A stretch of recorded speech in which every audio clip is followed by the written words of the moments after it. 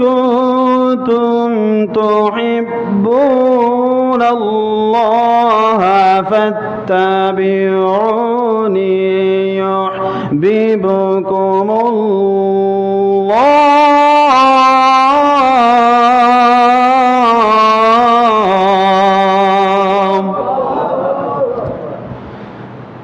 ويغفر لكم ذنوبكم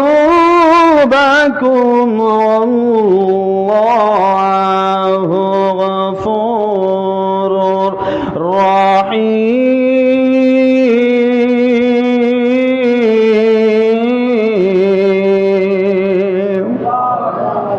আমার আল্লাহ রাব্বুল আলামিন জানায়া দেন, ওগো নবী, আপনি আপনার উম্মতদেরকে স্পষ্ট করে সুন্দরভাবে জানাইয়া দেন, নবী গো, আপনার উম্মতেরা যদি আমি আল্লাহকে যদি পেতে চায়, আমি আল্লাহকে যদি ভালোবাসতে চায়, তাহলে বাত্তাবিউনি, তারা যেন আপনি হাবিবকে অনুকরণ করে। আমরা জানতে চাই ওগো আল্লাহ, আপনার হাবিবকে আমরা ভালোবাসলে পরে আমাদের লাভটা কি হবে? আমার আল্লাহ বলে ইউহিব্বুকুমুল্লাহ, আমার হাবিবকে যারা ভালোবাসবে, মহব্বত করবে, আমি আল্লাহ তাদেরকে ভালোবাসবো। জোরে বলি সুবহানাল্লাহ। এরপরে আমার আল্লাহ বলেন ওয়ায়াগফিরু লাকুম যুনুবাকুম আল্লাহু গফুরুর রহিম। আমার আল্লাহ তাআলা জানায়া দেয় দুনিয়ার মানুষ, আমার হাবিবকে ভালোবাসার পরে, মহব্বত করার পরে, আমার হাবিবকে অনুকরণ করার পরেও যদি তোমরা যদি শিরিকের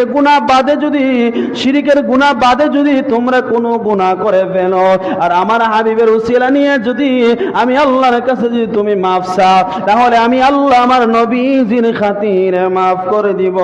জোরে বলা যাবে কি সুবহানাল্লাহ। আল্লাহ মানা নবী মানা নয়, নবীকে মানলে আমার আল্লাহ মানা হয়। কথা বলেন ঠিক কিনা?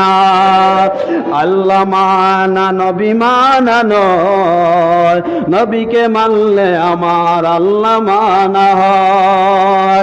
এই কথা আমি হুসাইনের কোনো কথা নয়, এই কথা দুনিয়ার কাহার কথা নয়, স্বয়ং আল্লাহ তাআলা কয়, নবীকে মানলে আমার আল্লাহ মানা হয়।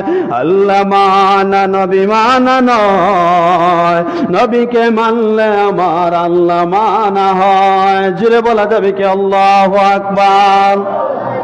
এখন বলবেন হুজুর, নবীকে মানলে আল্লাহ মানা হয়, এটা কেমন কথা? দলিল হচ্ছে পবিত্র আল কোরআন। আমার আল্লাহ বলেছেন, আমার পবিত্র আয়াতে কারিমার মধ্যে আল্লাহ বলেন, কুল ইন কুনতুম তুহিব্বুনাল্লাহা ফাত্তাবিউনি ইউহিব্বুকুমুল্লাহ ওয়া ইয়াগফির লাকুম যুনুবাকুম ওয়াল্লাহু গফুরুর রহিম। আমার রব্বুল আলামিন জানাইয়া দে দুনিয়ার মানুষ রে, ও দুনিয়ার মানুষ, তোমরা শুনে নাও, আমার হাবিবকে যখন তোমরা অনুকরণ করবা, আমার হাবিবকে যখন তোমরা মনের চাইতে, জানের চাইতে, প্রাণের চাইতে বেশি ভালোবাসবা, সেই ভালোবাসাটা হয়ে যাবে আমি আল্লাহ। শুধু আমি আল্লাহর নয়, আমি আল্লাহ তোমাদেরকে ভালোবাসবো। জোরে বলা যাবে সুবহানাল্লাহ। আল্লাহ কত সুন্দর করে আমাদেরকে বুঝাইয়া দিয়েছেন, হাবিবের মহব্বত অন্তরে ঢুকান। আল্লাহর নবী রাহমাতুল লিল আলামিন নবীজি বলেন, যতক্ষণ পর্যন্ত আমার ভালোবাসা, যতক্ষণ পর্যন্ত আমি নবীজিকে আমার উম্মত তার জানের চাইতে, প্রাণের চাইতে, বিবি বাচ্চার চাইতে, ধন সম্পদ, বাড়ি গাড়ি, টাকা পয়সা, অট্টালিকা, সমস্ত পৃথিবীর সব কিছুর চাইতে যতক্ষণ পর্যন্ত আমার হাবিবকে ভালো না বাসবে, ততক্ষণ পর্যন্ত সে মুমিন হতে পারবে না। জোরে বলা যাবে কি সুবহানাল্লাহ। তাহলে মুমিন হওয়ার শর্ত হয়েছে যে আমার আপনার নবীকে জানের চাইতে, প্রাণের চাইতে ভালোবাসা। কথা বলেন ঠিক কি না? ভালোবাসা জায়গা মদিনা, ভালো লাগা জায়গা মদিনা, ভালোবাসা জায়গা মদিনা, ভালো লাগার জায়গা মদিনা। আমার জীবনে অনেক গুনাহ, তাই তো হাবিবের কদম ছাড়ব না। আমাদের জীবনে অনেক গুনাহ, তাই তো নবীজির কদম ছাড়ব না। ভালো লাগা জায়গা মদিনা, বলেন ভালোবাসা জায়গা মদিনা, ভালো লাগা জায়গা মদিনা, ভালোবাসা জায়গা মদিনা, ভালো লাগা জায়গা মদিনা। এত সুন্দর জায়গা সাজিয়েছেন দয়াল রব্বানা, এত সুন্দর জায়গা আর তো কোথাও দেখি না, সাজিয়েছেন দয়াল রব্বানা। ভালো লাগা জায়গা মদিনা, ভালোবাসা জায়গা মদিনা, ভালো লাগা জায়গা মদিনা। ও বন্ধুরে বন্ধু, ভালোবাসার জায়গা মদিনা এবং ভালো লাগার জায়গা মদিনা। যারা মক্কা মদিনা গিয়েছে রে বন্ধু, যারা মদিনা শরীফ হজ করার জন্য গিয়েছে, তারা যখন নবীজির রওজা মুবারকের দৃশ্যগুলা তারা যখন দুইটা চোখ দিয়া যখন তারা দেখতে পায়, তখন তারা চোখ দিয়া অশ্রু চোখে পানিগুলা জোর জোর জোর জোর করে পড়ে। আর ওই আশেকরা ডাক দিয়া বলে, দুনিয়ার মানুষ রে, আমার জীবনে কত জায়গার মধ্যে আমি গেলাম, কত জায়গার মধ্যে আমি সফর করলাম, কিন্তু মদিনা শরীফের মতো এত ভালো লাগার জায়গা, এত সুন্দর জায়গা আমি আর কোথাও আমি দেখতে পাই নাই।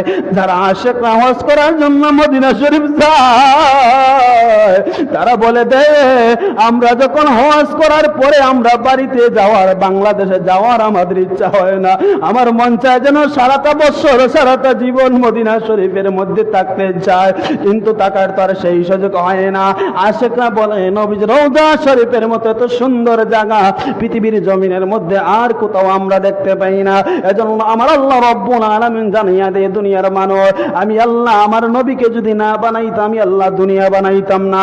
আমার নবীকে যদি না বানাইতাম, আমি আল্লাহ আসমান বানাইতাম না, লৌহ কলম আরশ কুরসি কোনো কিছুই বানাইতাম না, তামাম সৃষ্টি জগতের কোনো কিছুই বানাইতাম না, এমনকি আদম বানাইতাম না, ঈসা বানাইতাম না, মুসা বানাইতাম না।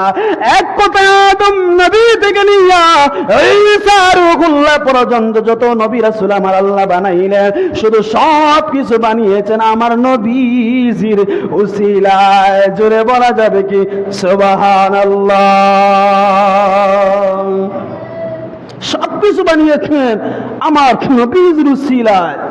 আদম নবী থেকে নিয়ে ঈসা রূহুল্লাহ পর্যন্ত দুনিয়ার জমিনের মধ্যে পাঠাইলেন। সমস্ত নবীরা দুনিয়ার জমিনে আসলেন, সমস্ত নবীদের আগে আমার নবীকে আমার আল্লাহ সৃষ্টি করেছেন, আর এই জমিনের মধ্যে পাঠিয়েছেন সমস্ত নবীদের পরে। জোরে বলা যাবে কি সুবহানাল্লাহ।